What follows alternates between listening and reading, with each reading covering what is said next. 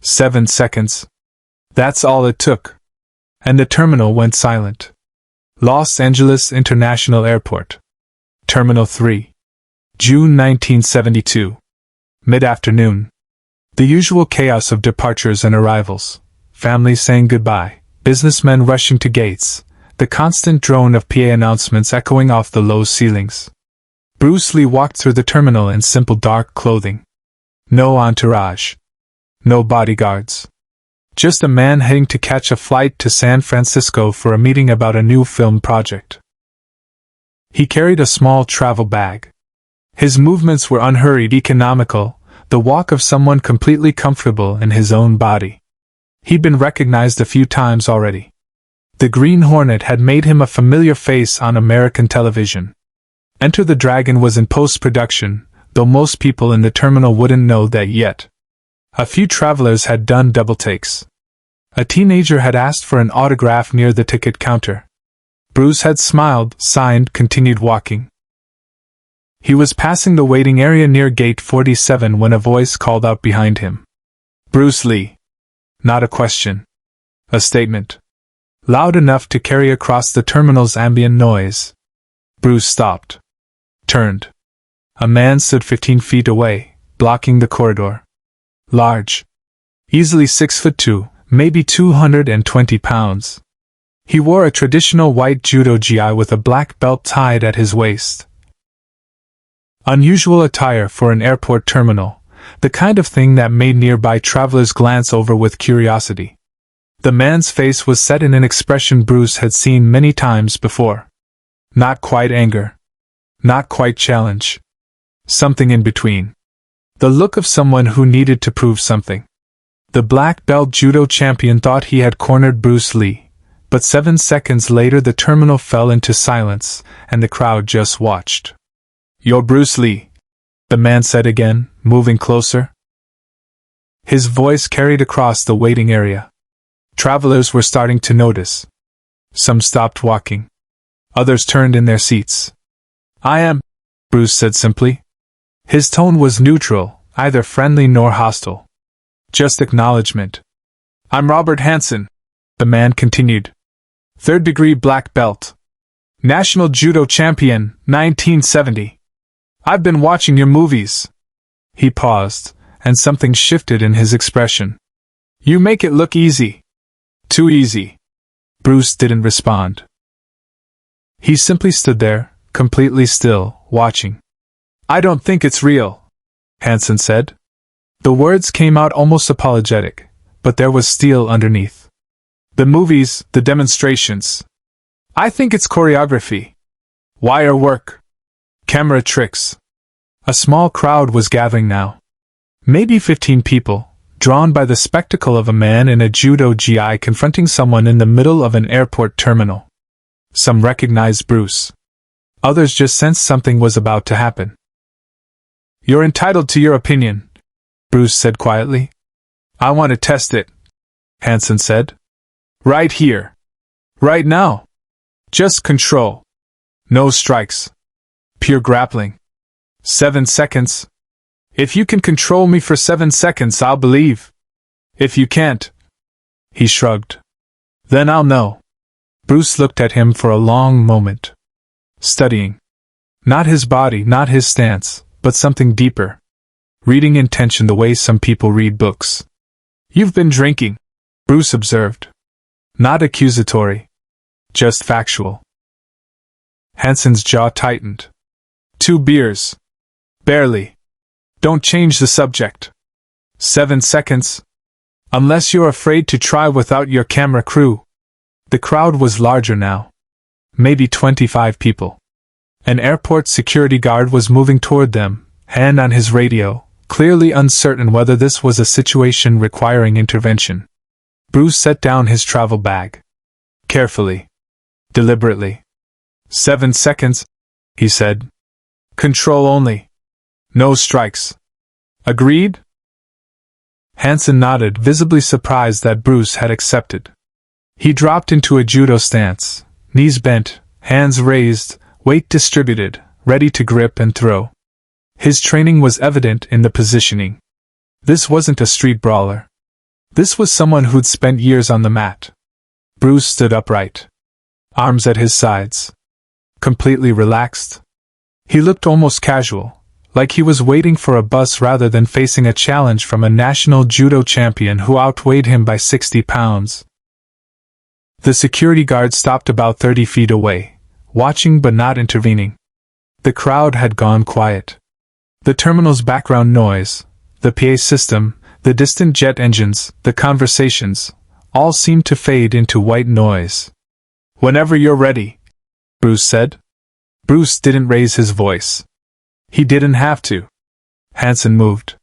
He came in fast, reaching for Bruce's collar with his right hand, standard judo grip, practiced 10,000 times in dojos across the country. His left hand moved to grab the sleeve.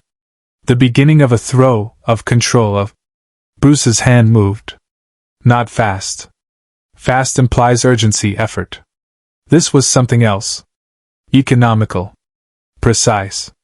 Like reaching out to catch a falling leaf. His right hand touched Hansen's GI at chest level.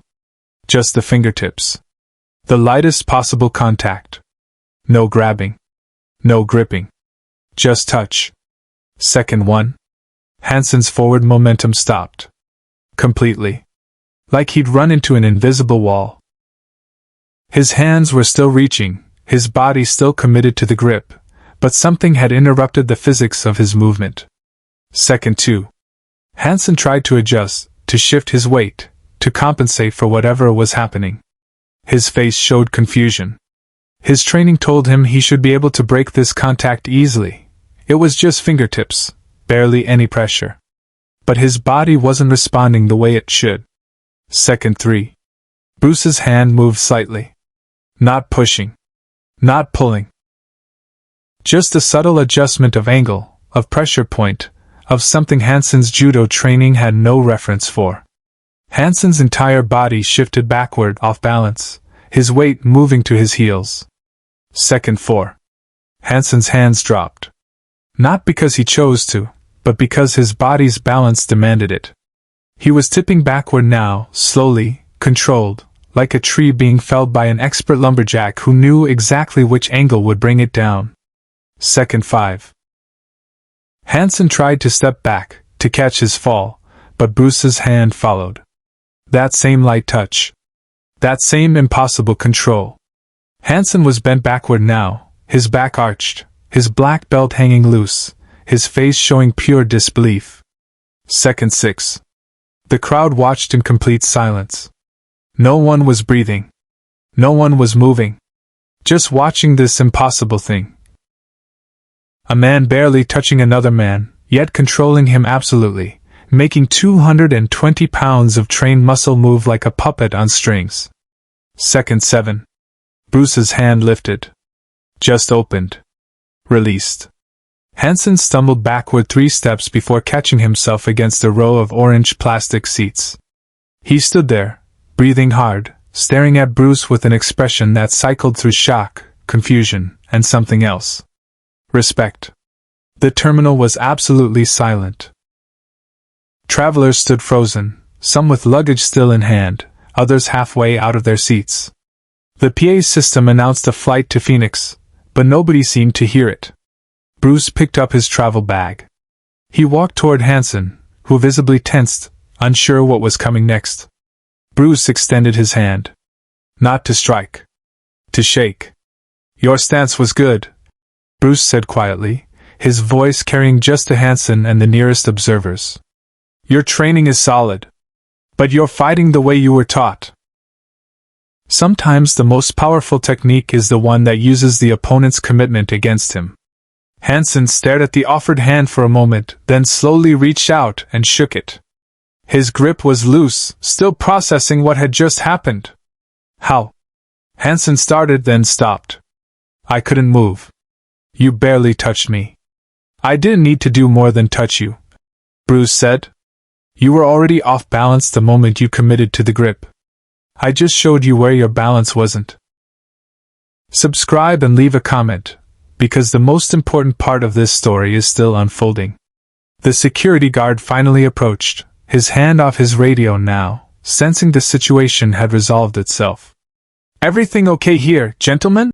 he asked, though his tone suggested he'd watched enough to understand something extraordinary had just occurred. "Everything's fine," Bruce said. He looked at Hansen. "We were just testing a theory."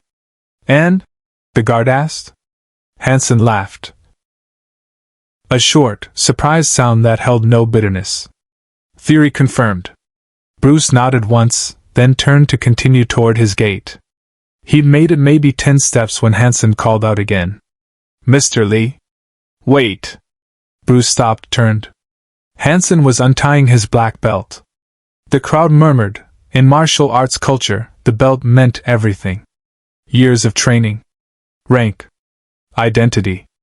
"I can't give you this," Hansen said, holding the belt. "It was earned." "But—" He reached into his GI and pulled out a business card.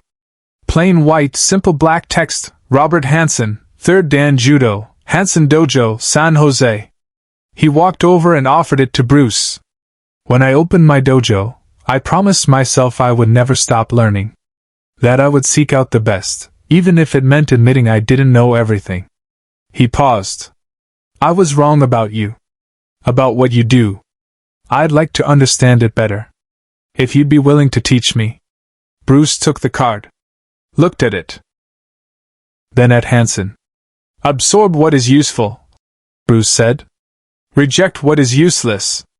Add what is specifically your own." He slipped the card into his pocket. "When I'm back in California, I'll call." He did call. 3 weeks later. Away from the cameras, Bruce made a choice no one expected. Robert Hansen became one of Bruce Lee's private students.